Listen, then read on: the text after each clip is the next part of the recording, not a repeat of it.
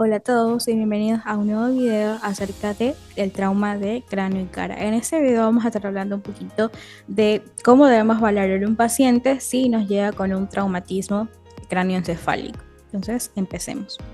Al valorar entonces nuestro paciente con un traumatismo cráneoencefálico, siempre es importante hacer una evaluación primaria del trauma, ¿ya? En donde nos vamos a enfocar en el A, B, C, D y E. A, que significa la vía aérea, es decir, si no hay ningún objeto que esté obstruyendo o que esté dificultando la respiración. La B, verificar la respiración. La C, la circulación.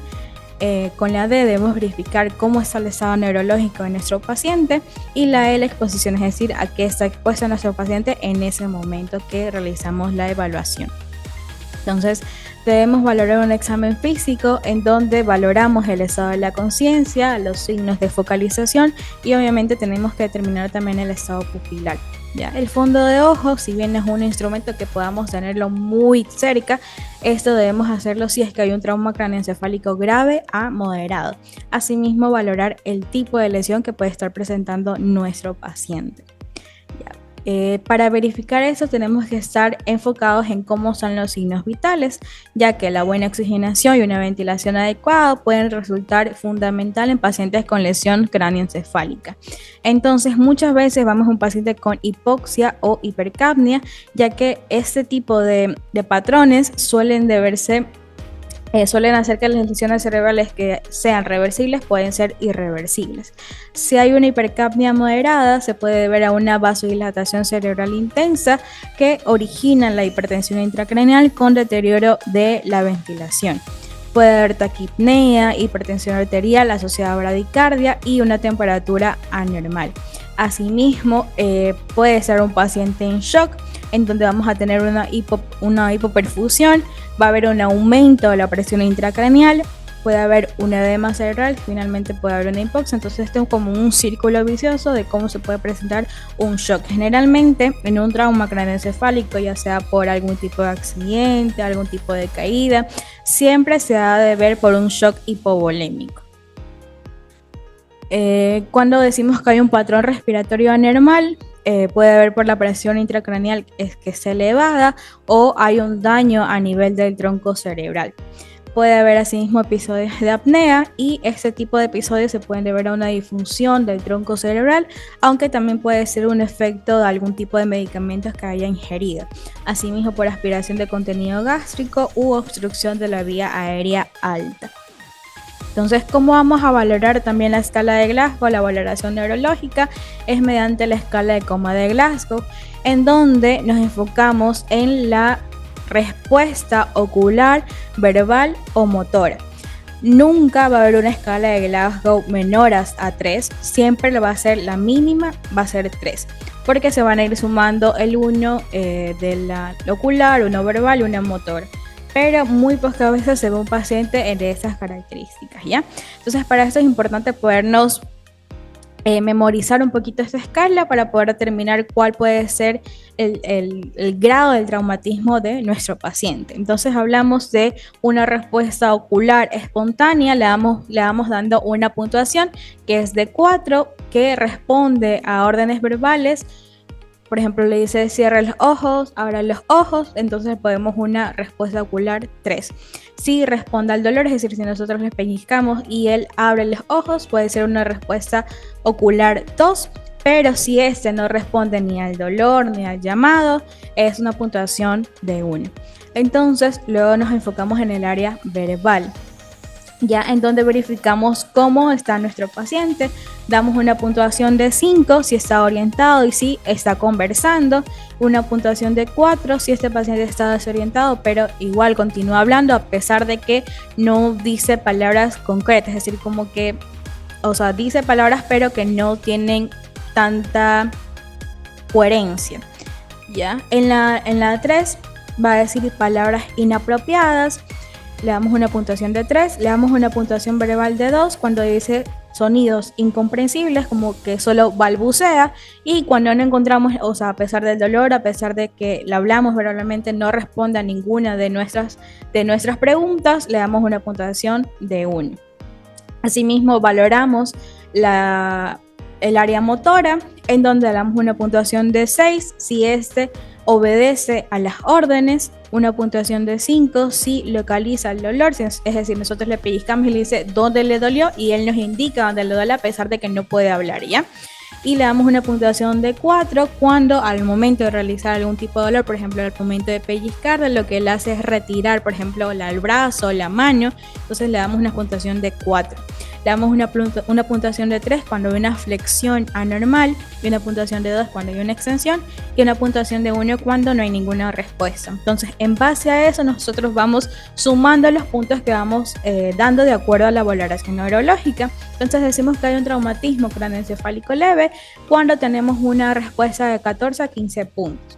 Un traumatismo craneoencefálico moderado de 9 a 13 y un traumatismo craneoencefálico ya grave de 3 a 8. Y aquí hay que tener mucho ojo porque en ese tipo de gravedad del paciente puede necesitar intubación. Entonces también valoramos el nivel de la conciencia, en donde decimos que está con una conciencia íntegra, cuando está despierto, alerta, comprende y puede incluso formar palabras, comunicarse con el personal. Hablamos de un nivel de conciencia de confusión, cuando hay dificultad con la memoria, es decir, nosotros le preguntamos qué día es, en qué año estamos. Entonces son preguntas que a la final el paciente puede decir como que ¿por qué me está preguntando eso? Pero son importantes para valorar el estado de la conciencia, ¿ya? En el letargo, aquí hay dificultad para mantener de forma espontánea un nivel de vigilia. En la obnubilación, para lograr o mantener la vigilia se requieren estímulos exógenos no dolorosos. Y finalmente en el estado de estupor, aquí ya necesita estímulos dolorosos. Lo más común que se suele hacer en la clínica suele ser el peñiscar las tetillas. Entonces si no reacciona a eso decimos que es un paciente con estupor. Y un paciente con coma, que sí no responde a estímulos, mantiene los ojos cerrados y hay total falta de respuesta motora.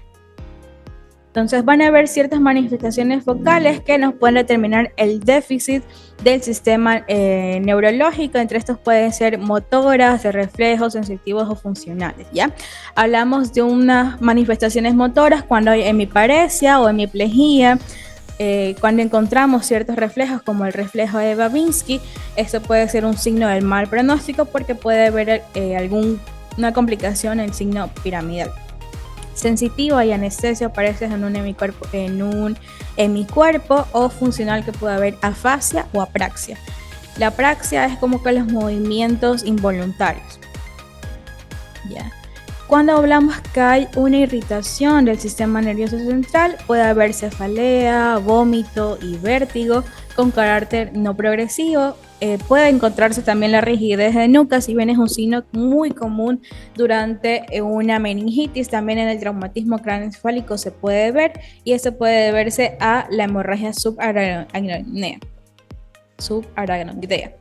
con herniación. También puede aparecer rigidez en nuca, convulsiones por irritación cortical o una agitación psicomotora.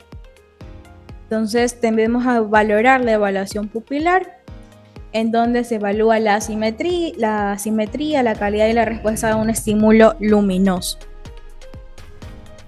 Ya, vamos a tener también los trastornos motores, en donde aquí nos enfocamos en dos posturas, que es la descorticación y la descerebración.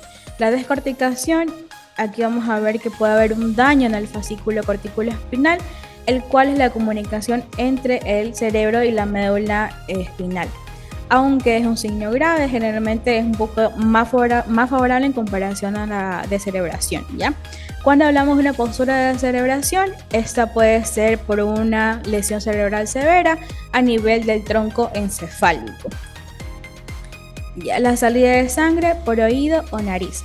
Generalmente puede ser producida por una perforación de la membrana timpánica, aunque normalmente suele ser leve. Igual hay que valorar y hay que también observar al paciente, ya que muchas veces también se puede ver por una fractura craneal, en específico por la fractura de base de cráneo, es decir, valorar otros signos que nos sugieren un traumatismo de la base del cráneo, como son la otorragia, epistaxis. Lo más común va a ser la quimosis periocular cuando son fracturas de la base del cráneo. Entonces aquí vamos a ver a clasificar a nuestro paciente si es leve, moderado o severo. Hablamos de un trauma craneoencefálico leve cuando tenemos un Glasgow de 14 a 15, hay una cefalea, pero esta es leve, hay menos de 3 vómitos y no hay pérdida de la conciencia.